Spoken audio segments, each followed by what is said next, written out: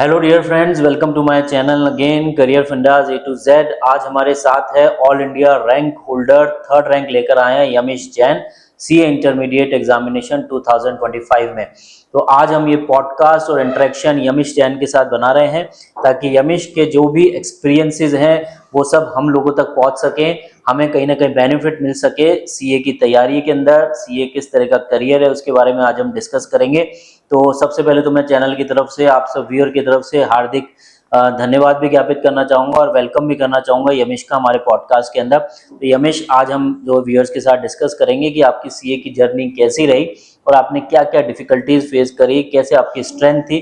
तो कुछ क्वेश्चंस हम जरूर जानना चाहेंगे। सबसे पहले तो आप हमारे व्यूअर्स को थोड़ा सा इंट्रोड्यूस करिए कि आप कौन है, कहाँ से आए हैं, आपका स्कूल क्या था, 12th में आपकी क्या परसेंटेज थी, और थोड़ा सा अपने फैमिली बैकग्राउंड के बारे में बताइए यमिश। Oh, hello everyone. I am Yamish Jain. I did my schooling from Maharaja Savai Mansingh Vidyalaya, Jaipur. I come from a business family.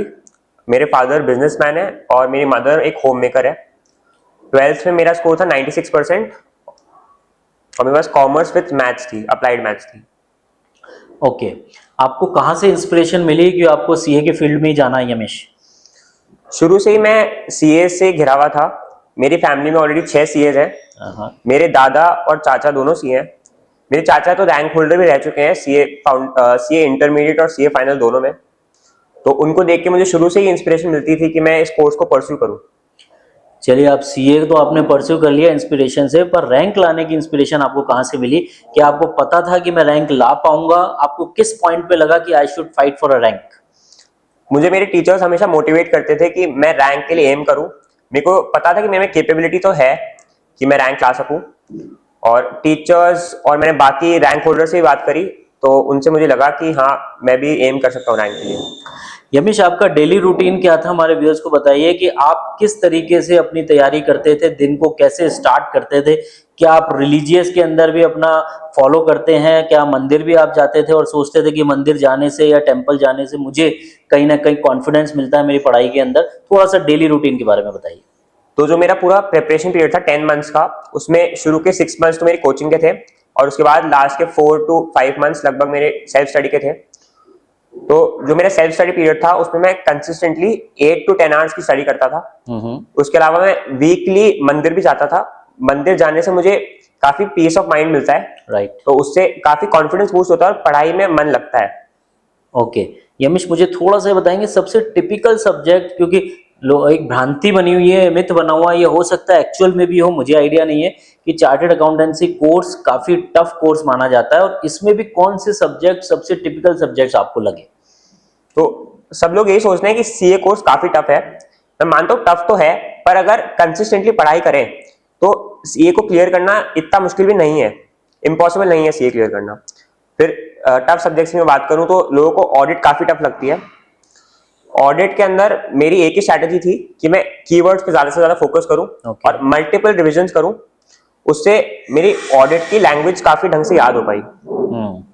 Okay यमिश, आपने तैयारी करने के लिए कौन से मटेरियल को चूज किया था? सीए का भी शायद अपना कुछ मटेरियल आता है, और अगर हो सकता है आपने कहीं कोचिंग ली उनका भी मटेरियल होगा। तो कौन से मटेरियल आपने तैयारी के लिए बेसिकली आपने चूज किए, जिस पे रिलाई किया? तो सर, मैंने मेनली मेरे कोचिंग के मटेरियल पे रिलाय करा था, पर वो आईसीआई मॉड्यूल के ऊपर ही बेस्ड था। तो मेन आपका बेस तो आईसीआई मॉड्यूल ही होना चाहिए। ओके अच्छा, यूट्यूब का भी इसमें कोई रोल था क्या? यूट्यूब के ऊपर भी आपने रिलाई किया है? मैंने कई बार थोड़ा बहुत यूट्यूब पे डाउट्स क्लैरिफाई करने के लिए कुछ चैनल्स देखे। बाकी इतना यूट्यूब का मेरे पास रोल नहीं था। अच्छा, मुझे लगता है यमिश, जब आपने पढ़ाई करी होगी तो कहीं ना कहीं आपका कॉन्फिडेंस तो लो हुआ होगा। हर हर बच्चे का होता है, जब भी कोई कंपटीशन फाइट करता है तो कुछ ना कुछ एरिया ऐसे आते हैं जब कॉन्फिडेंस उसका लो हो जाता है। तो उस टाइम पर क्या चीज आपको बेनिफिट दे गई जिससे आपका कॉन्फिडेंस वापस स्केल अप हो गया? या you are involve in some hobbies also, तो आपने सोचा कि मैं इस टाइम पर इस हॉबी को टेक केयर करूं जिससे मेरी परफॉर्मेंसेस बढ़ जाए? थोड़ा सा हमें इसके बारे में बताएं। कई दिन आते थे जब मेरा बिल्कुल पढ़ाई करने का बिल्कुल मन नहीं करता था। तो मैं उस टाइम में जैसे कभी क्रिकेट खेलने चले गया अपने कजिन्स के साथ, कभी कोई मूवीज देख ली, कोई सॉन्ग सुन लिए, तो उससे मेरा वापस पढ़ाई की तरफ डाइवर्जन आ जाता था। ओके, थ्योरी सब्जेक्ट्स भी होते हैं एमएस सीए के अंदर? हाँ सर, जैसे सीए इंटरमीडिएट के अंदर जीएसटी में कुछ पोर्शन थ्योरी का आता है, अच्छा, उसके अलावा लॉ पूरी थ्योरी है, कॉर्पोरेट एंड अदर लॉज, उसके अलावा ऑडिट और स्ट्रेटेजिक मैनेजमेंट पूरे थ्योरी सब्जेक्ट्स हैं। तो these are like mugging up theory और प्रैक्टिकल रिलेटेड थ्योरी है जिसको हम समझकर आंसर करें, हमें इसको रटना पड़ता है। सर लोग जाते हैं रटने की तरफ, पर मैं यही प्रेफर करता हूँ कि मैं उसको मतलब प्रोविजन का जस्ट लेके उसके कीवर्ड याद करके आंसर लिखूं। सेल्फ स्टडी और कोचिंग। तो मेरे को लगता है कोचिंग की तरफ जाना चाहिए। कोचिंग से सेल्फ स्टडी में भी आपको हेल्प मिलती है, और अगर आपके टीचर्स अच्छे हैं, वो आपको मेंटरशिप दे रहे हैं, तो आपको डेफिनेटली हेल्प मिलेगी। अच्छा, एक बहुत इंपॉर्टेंट पॉइंट है, जब भी हम कोई कंपटीशन फाइट करते हैं तो हम हेल्थ पे बहुत फोकस करना पड़ता है, क्योंकि आप जानते हैं अगर हेल्थ बिगड़ी, चाहे वो मेंटल हेल्थ हो या फिजिकल हेल्थ हो, तो उससे हमारा इफेक्ट स्टडीज के ऊपर आता ही आता है। तो आपने हेल्थ को कैसे बनाए रखा, दोनों तरह की हेल्थ के बारे में बताइए, और इसमें आपकी फैमिली का भी क्या योगदान रहा। तो सर जैसे मैं एग्जाम टाइम जो होता था उसमें जंक फूड को बिल्कुल कट ऑफ कर देता था, अच्छा, और इससे मेरी मतलब फिजिकल हेल्थ काफी अच्छी रहती थी। मुझे ऐसे कभी मैं बीमार नहीं हुआ एग्जाम से पहले। उसके अलावा मैं मेरी मेंटल हेल्थ के लिए हमेशा पूरी प्रिपरेशन पीरियड में 8 to 10 आवर्स की मैंने स्लीप ली, 8 to 9 आवर्स की स्लीप ली। ओके। तो उससे मेरा मतलब प्रेजेंस ऑफ माइंड हमेशा रहता था, और पेपर से पहले जैसे मैं 8 to 9 आवर्स सो के जाता था, तो पेपर में चीजें जल्दी रिकॉल होती है उससे। राइट, राइट, बिल्कुल सही है। देखा आपने डियर फ्रेंड्स कि दो इंपॉर्टेंट चीज हैं कि अपनी डाइट को भी बनाए रखें और साथ साथ मेंटल हेल्थ पे फोकस करने के लिए प्रॉपर नींद भी लेना जरूरी है। अच्छा यमीश, एक चीज और बताइए कि ये जो आजकल का ये मोबाइल और सोशल मीडिया की जो डिस्ट्रैक्शन है, whether we go on to Instagram, और ये रील्स एक बार हम लेते हैं ऊपर चलती जाती है, एक बार इसमें आप एंटर हुए तो हो सकता है बच्चे के कई घंटे इसके अंदर चले जाते हैं। तो इसके बारे में बताइए, इस प्रेशर को आपने कैसे डील किया, या इससे दूरी बनाई तो कैसे बनाई।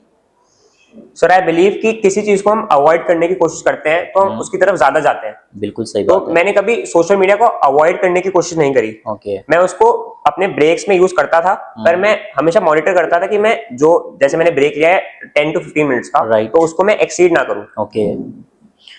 अच्छा, आपके पेरेंट्स का, फैमिली का, टीचर्स का क्या रोल रहा, या सिर्फ आप इसका क्रेडिट अपनी मेहनत को ही देना चाहेंगे, या आप फैमिली, फ्रेंड्स और टीचर्स को भी इसके बारे में कुछ क्रेडिट देना चाहेंगे। नहीं सर, मैं डेफिनेटली मेरे फैमिली, फ्रेंड्स और टीचर्स को काफी क्रेडिट देना चाहूंगा। उनके बिना शायद मैं आज यहाँ पहुंच नहीं पाता।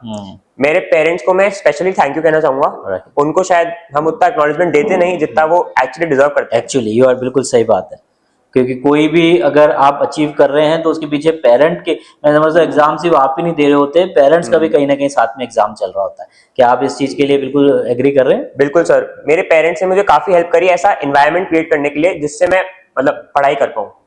मुझे ये भी पता लगा कि जब रैंक आपकी आई तो आपके पास डायरेक्ट कॉल आया हमारे सीए इंस्टीट्यूट के नेशनल चेयरमैन से, तो क्या ये बात सही है, पहले तो ये बताइए। और उस टाइम आपका क्या रिएक्शन था, what was the time when you got a call, और उस टाइम आप किस मेंटल स्टेट में थे, आपको कैसा लगा, क्या कुछ इमोशंस आए, फैमिली के क्या इमोशंस थे, थोड़ा सा इसके बारे में बताइए। सर पहले तो मेरे पास बिल्कुल वर्ड्स ही नहीं है उस फीलिंग को डिस्क्राइब करने के लिए। तो आईसीआई प्रेसिडेंट का कॉल मेरे फादर के पास आया, फिर वो मेरे पास भागते हुए आए, उनने फिर मैंने बात करी प्रेसिडेंट से। तो बिल्कुल मुझे विश्वास ही नहीं हुआ कि ऐसी रैंक आई है। मैंने सोचा भी, सपने में भी नहीं सोचा था कि इतनी रैंक आएगी, और हम सबकी आंखों में आंसू थे। वाह, देखिए कितनी बड़ी बात है, और सबसे बड़ी बात इस इमोशंस के साथ, इनके साथ साथ फैमिली के कितने इमोशंस जुड़े होते हैं। तो जो एफर्ट एक एकेडमिक टाइम पीरियड या करियर फ्रेम में आप करते हैं, तो इसका बेनिफिट सिर्फ आपको ही नहीं, मैं समझता हूँ पूरी फैमिली एज ए होल को मिलता है। और ये नो डाउट यमीश हमारे लिए, आपकी पूरी फैमिली के लिए बहुत प्राउड अचीवमेंट है। तो अब मैं आपसे एक चीज और पूछना चाहूंगा कि आप सीए तो कर लेंगे, और मुझे लगता है इसी मेहनत के साथ आप फाइनल के अंदर भी तैयार है रैंक लाने के लिए, हमारी तरफ से उसके लिए बेस्ट विशेष तो है ही।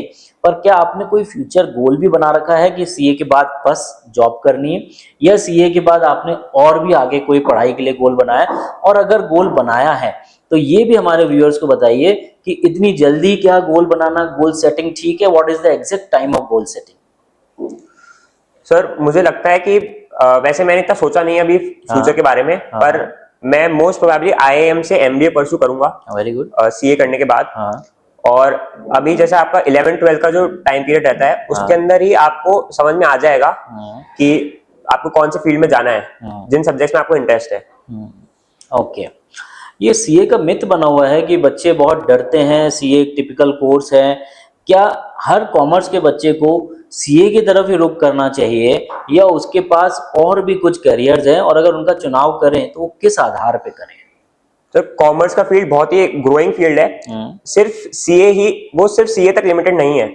बहुत सारे और भी अदर कोर्सेज जैसे सीएस, सीएमए और आजकल तो सेबी वगैरह भी काफी नए नए कोर्सेज ला रही है। Okay, SEBI mean security exchange board of India. Okay fine. तो उन कोर्सेज की तरफ भी जा सकते हैं, उनका स्कोप आगे काफी मतलब बढ़ने का चांस है। अच्छा, इनके कंपटीशन एग्जाम होते हैं। हाँ, ऐसे हर पीएसयू के भी अपने अपने एग्जाम्स होते होंगे, इनके एंट्रेंस टेस्ट देकर बच्चा फाइट कर सकता है। जरूरी नहीं है कि अगर बच्चा सीए की तरफ नहीं जाए तो भी उसके पास बहुत सारे ऑप्शंस है, आप ये कहना चाह रहे हैं? हाँ राइट। अच्छा, मुझे सिर्फ आप ये बताइए कि जो बच्चे हमारे सीए, क्योंकि हमारे हो सकता है काफी व्यूअर्स हो जो सीए के एग्जाम की तैयारी भी कर रही हो, आपको इससे मोटिवेशन भी मिलेगा उन बच्चों को, तो उनके लिए आप क्या मैसेज देना चाह रहे हैं? अपने शब्दों में कुछ बताइए। मैं पहले तो कहूंगा कि बिल्कुल भी स्ट्रेस नहीं लेना चाहिए सीए की पढ़ाई के अंदर। सिर्फ कंसिस्टेंटली पढ़ते रहो तो आप डेफिनेटली क्लियर कर जाओगे। ओके, और उनके पेरेंट्स को भी क्या मैसेज देना चाहेंगे? क्या पेरेंट्स, कई बार क्या होता है कि बच्चों को डीमोटिवेट भी कर देते हैं और कई बार पेरेंट्स मोटिवेट भी कर देते हैं, तो इसका इफेक्ट मुझे लगता है आपकी एकेडमिक जर्नी के ऊपर जरूर पड़ता है। तो आप पेरेंट्स को क्या बताना चाहेंगे कि वो किस तरीके से उन बच्चों को ट्रीट करें जो सीए के एग्जामिनेशंस दे रहे हैं? तो पेरेंट्स का हाथ काफी रहता है पढ़ाई के अंदर, तो पेरेंट्स को कभी भी बच्चों को डिमोटिवेट नहीं करना चाहिए, उनको हमेशा उनके साथ खड़ा रहना चाहिए। मतलब मेरे पेरेंट्स ने मुझे कभी भी पढ़ाई करने के लिए फोर्स नहीं किया, तो मुझे खुद से ही लगता था कि मैं पढ़ूं। तो किसी पेरेंट को कभी भी अपने बच्चे को फोर्स नहीं करना चाहिए। ओके, क्योंकि उनके पास ऑलरेडी बहुत प्रेशर है बच्चों के पास। सही बात है, ये चीज़ तो मैं भी मान रहा हूँ और कहीं ना कहीं हमारे व्यूअर्स भी इस चीज़ को जरूर समझते होंगे। अब यमीश, मुझे सिर्फ आपका आज बहुत समय मैं ले रहा हूँ, मुझे पता है आप फाइनल की भी कोचिंग कर रहे हैं, आपका एक एक मिनट बड़ा कीमती है, तो मैं अब लास्ट सेक्शन के ऊपर जाना चाहूँगा। सिर्फ मुझे ये बताइए कि सीए कोर्स का एक बैकग्राउंड क्या है? आपने 12th के बाद फाउंडेशन कितने टाइम में दिया? फाउंडेशन के बाद इंटर जो भी सब्जेक्ट्स होते हैं वो कौन से होते हैं और कितने टाइम बाद एग्जाम देना है आपने? एक ग्रुप, दो ग्रुप और फिर फाइनल, ट्रेनिंग, आर्टिकलशिप, इसके बारे में एक थोड़ा सा हमें एक रोड मैप बता दीजिए बस। तो सीए का जो ओवरऑल कोर्स है वो लगभग 4.5 years का है। तो मैंने सीए फाउंडेशन दिया था लास्ट ईयर जून 24 अटेम्प्ट। ओके। तो मेरे 12th की एग्जाम्स खत्म हुए थे, बोर्ड्स खत्म हुए थे 27 मार्च को। उसके बाद मैंने 1 अप्रैल से ही कोचिंग स्टार्ट कर दी थी अपनी। फिर मैंने लगभग 75 डेज का मेरा स्टडी पीरियड था। अच्छा। उसके बाद मैंने जून अटेम्प्ट दिया। उसके बाद मेरी लगभग 10 to 11 मंथ्स की इंटर का प्रिपरेशन पीरियड होता है, और इंटर के एग्जाम्स के बाद और इंटर के रिजल्ट से पहले 2 ट्रेनिंग कंप्लीट करना कंपलसरी है। एक ITT, that is information technology training, और उसके अलावा एक OC, that is orientation course. Okay fine. फिर उसके बाद 2 साल की आपकी आर्टिकलशिप की ट्रेनिंग रहती है। उसके बीच में आपको एक एसपीओएम के एग्जाम्स क्लियर करने होते हैं, सेल्फ बेस्ड ऑनलाइन मॉड्यूल्स, और उसके अलावा आपको 2 ट्रेनिंग और होती है, जीएमसीएस और एडवांस आईटीटी। फिर लगभग 6 मंथ्स का आपका स्टडी पीरियड रहता है, और उसके बाद फाइनल एग्जाम। ओके, मुझे लगता है आपने बहुत सिंपल लैंग्वेज में पूरे सीए कोर्स को डिफाइन कर दिया है। तो यमीश, एक बार मैं डॉक्टर सन्नी कपूर चैनल की तरफ से आपका हार्दिक धन्यवाद भी ज्ञापित करना चाहूँगा, और एक विश जरूर देना चाहूँगा कि आप आगे भी इसी तरीके से मेहनत करते रहें और हम सबका नाम रोशन करें, फैमिली का नाम रोशन करें और सोसाइटी के लिए कहीं ना कहीं एक असेट बन सके। तो डियर फ्रेंड्स, हमारे साथ थे यमीश जैन, और मुझे लगता है आज इनके पॉडकास्ट से, इंटरेक्शन से आपको काफ़ी इनपुट्स मिले होंगे। अगर और कोई रिक्वायरमेंट हो, आपके क्वेश्चन हो, तो आप कमेंट बॉक्स में जरूर डालिएगा, हम यमीश जैन से वो जरूर पूछेंगे और उनका आंसर्स आप तक पहुंचाएंगे। Thank you dear friend, have a good time again. I'm signing off. Regards.